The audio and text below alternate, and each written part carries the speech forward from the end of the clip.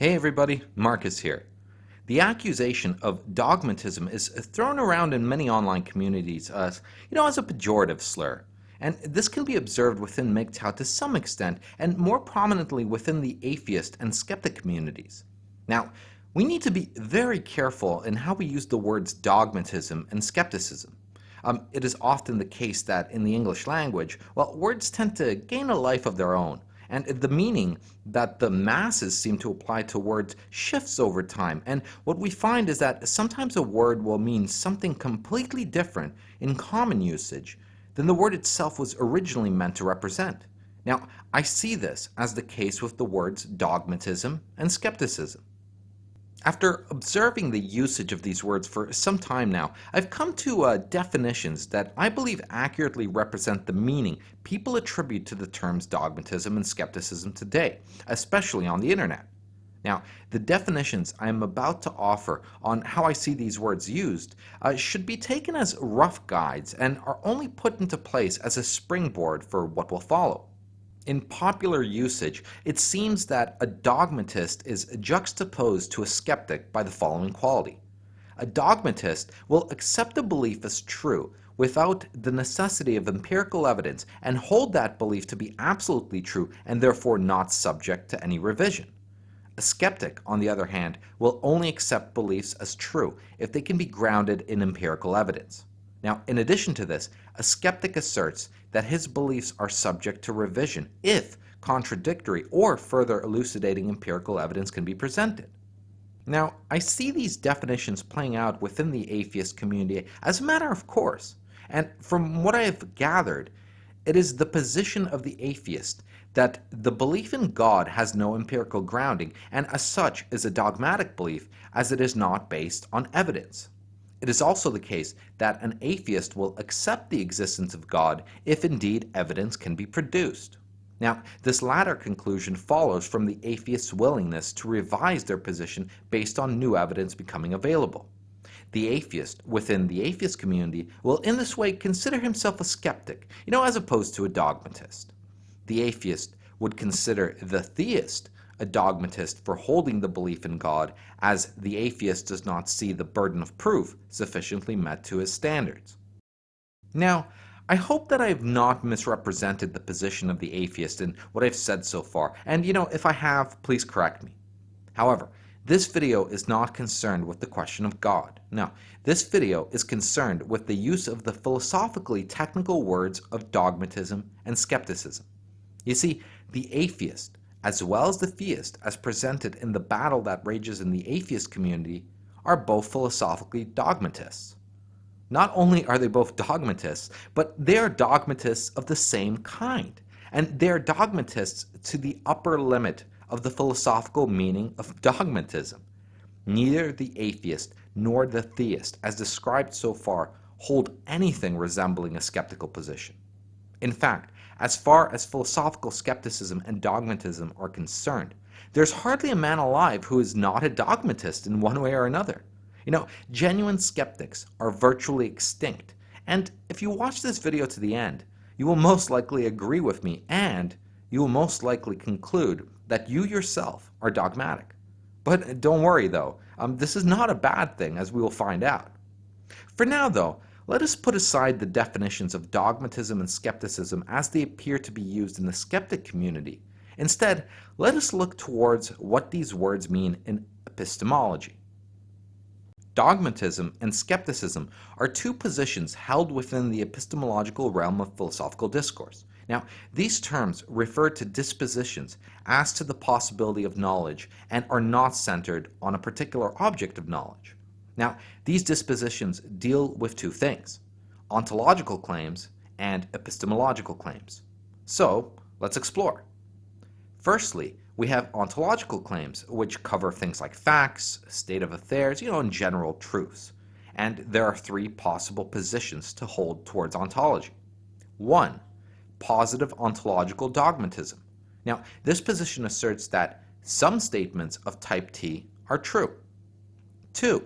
Negative ontological dogmatism. This position asserts that no statements of type T is true. And 3. Genuine ontological skepticism. Now, this position makes no commitments to either of the preceding two assertions. Now, let us take some examples to solidify these positions. Someone who believes that evolution is a real thing is making an implicit positive ontological dogmatic claim as to the possibility of statements about evolution being true. Now, someone who rejects that evolution is real is also making an implicit positive ontological dogmatic claim as to statements about evolution. Now, both are positive ontological dogmatists, but they simply disagree about the truth value of a given statement. A negative ontological dogmatist, on the other hand, would assert that even if evolution is real, then no true statements about evolution can be made, including the claim that it exists. The genuine skeptic, on the other hand, will not take either side. The genuine skeptic suspends judgment about the possibility of having any true or false statements as to the ontological status of evolution or any claim that is made as to the workings of evolution. What needs to be kept in mind, however, is that the genuine skeptic is not waiting for more evidence or better evidence. No, his suspension of judgment is absolute, as he is someone who does not acknowledge the possibility of such evidence. Now, let us move on to the three possible epistemological positions someone can take. 1. Positive epistemological dogmatism. This position asserts that some statements of type T are knowable. 2. Negative epistemological dogmatism. This position asserts that no statements of type T are knowable. And 3. Genuine epistemological skepticism. This position makes no commitments to either of the preceding two assertions. You see, there's a difference between the ontological positions and the epistemological positions. On the ontological side, as a dogmatist, you allow for the possibility of a true statement being made as to an object in reality. This is positive ontological dogmatism. How it differs from epistemological positive dogmatism is that epistemological positive dogmatism not only asserts that a true statement can be made about an object of reality, but that a man can know this assertion is true. Let us continue our evolution example. A positive ontological dogmatist will hold the position that true statements about evolution can be made. Now, let us now assume that the examples that follow all hold the positive ontological dogmatic position. From this, we will see the three variations that combine a positive ontological dogmatic position with the epistemological positions. First, if he is a positive epistemological dogmatist, he will assert that a man can know that his statements about evolution are true. Secondly, if he is a negative epistemological dogmatist, then he will say that though a true statement can be made about evolution, he will never be able to know if he is making a true statement or a false statement about evolution. Finally, a genuine epistemological skeptic will assert that he does not know if he can know if any of his statements on evolution are true, though some may be true. Now, let us call a man who is both a genuine ontological skeptic and a genuine epistemological skeptic a pure skeptic. So, a pure skeptic will say that not only does he not know if his statements about evolution can be true or not, but that he denies that he would know these statements to be true or not, even if they could be true. In addition to this, he also doubts whether his own skeptical position is valid. Now, Socrates is famed for his skeptical slogan, which goes as follows: "The only thing I know is that I know nothing." Now, this slogan can be made into a pure skeptical position by adding, including the statement itself. So, the pure skeptic, described in one line, is someone who holds the following position: "The only thing I know is that I know nothing, including the statement itself." Yes, this all sounds very confusing, but the rule of thumb is this: if you believe the possession of knowledge about anything is possible or impossible, you are epistemologically dogmatic. If you believe that true statements about anything are possible or impossible, then you are ontologically dogmatic. If you are still confused, that's okay. This stuff is really tough to wrap your head around, but keep listening and don't get discouraged. It should make sense in the end. Now, we need to move on to combining the ontological positions with the epistemological positions and see what is logically viable. Now, this is to say that not every ontological position is logically compatible with every epistemological position. Let us try and sort this out. A. Position 1 and 2 are contradictions. B. Positions 4 and 5 are contradictions. C. Position 3 is incompatible with position 1 and 2. D. Position 6 is incompatible with positions 4 and 5. Moreover, given the uncontroversial principle of epistemic logic, if some statements of type T are knowable, then some statements of type T are true. The following relations hold true between the categories. E. Position 4 entails 1 by modus ponens. F. Position 2 entails 5 by modus tollens. G. Positions 2 and 4 are contradictions by A and E. H. Positions 2 and 6 are incompatible by D and E. I. Positions 3 and 4 are incompatible by C and F. Now, all other ontological and epistemological combinations are compatible and therefore philosophically tenable.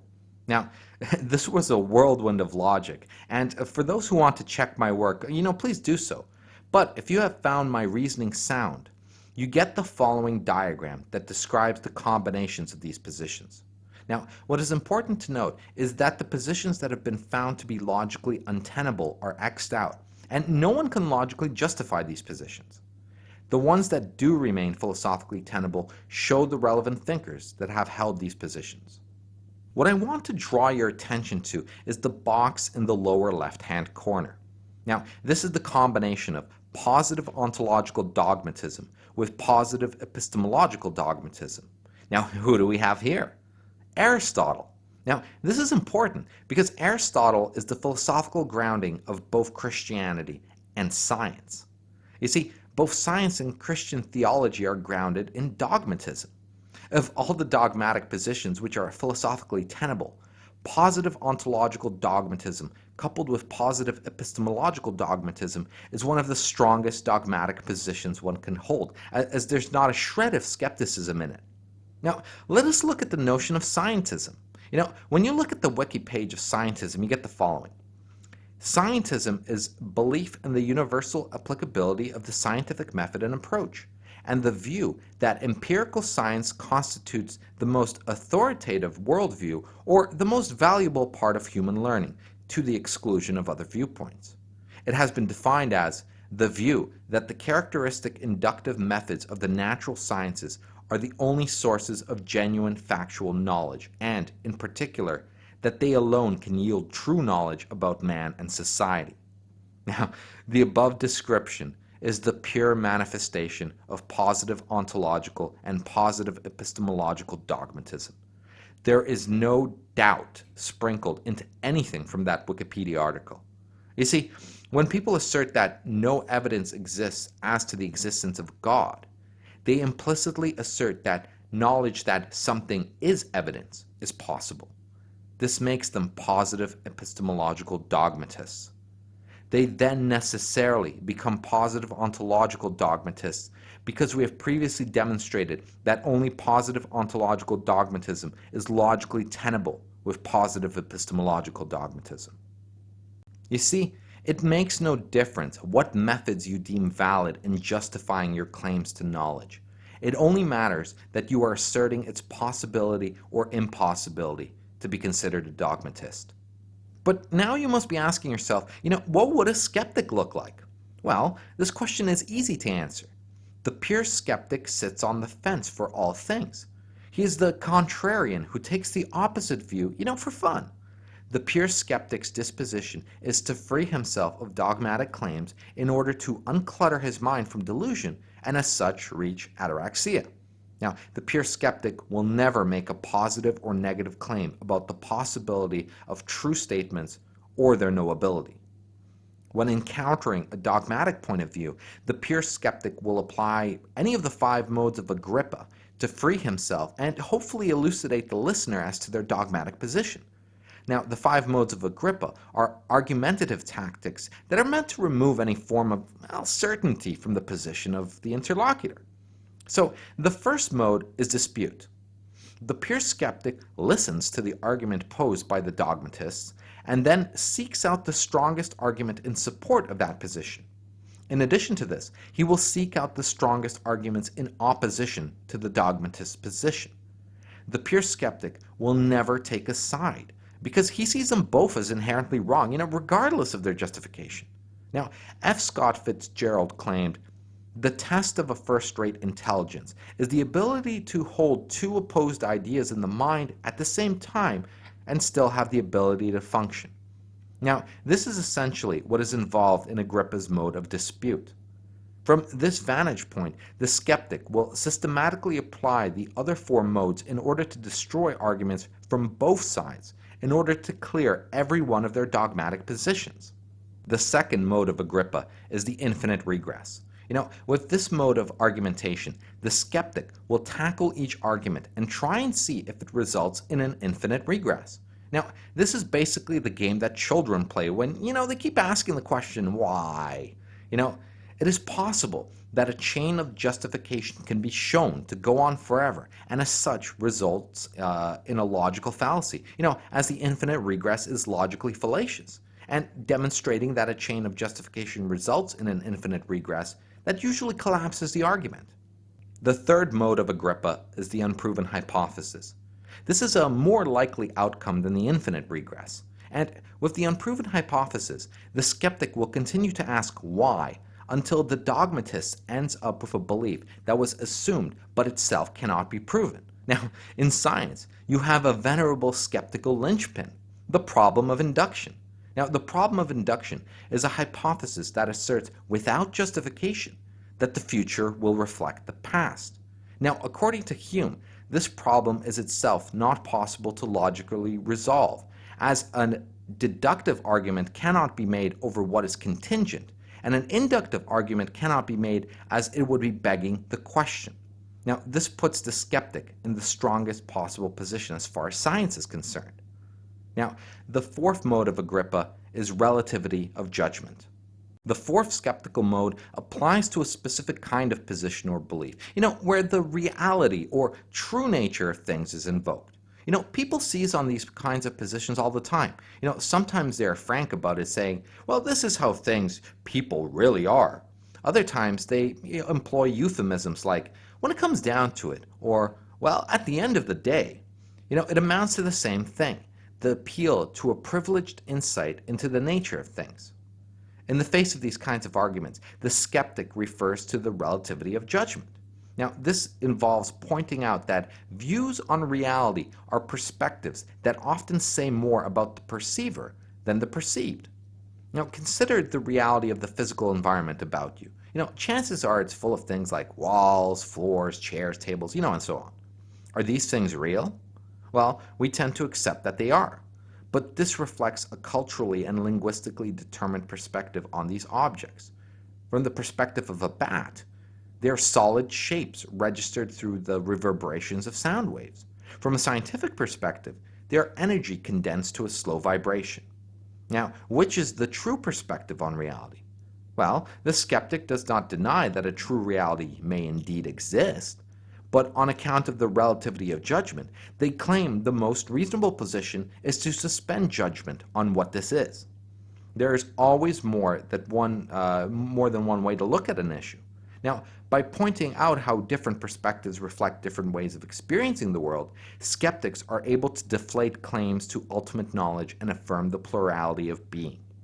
And finally, the fifth mode of Agrippa is circular reasoning. When evaluating an argument through, playing the why game, you may find that the dogmatist indeed finds himself circling back as far as his justification is concerned. Now, this can be caught when the chain of justification results in resorting to an argument to justify something further in the chain that was used earlier in the chain. One example of circular reasoning is as follows.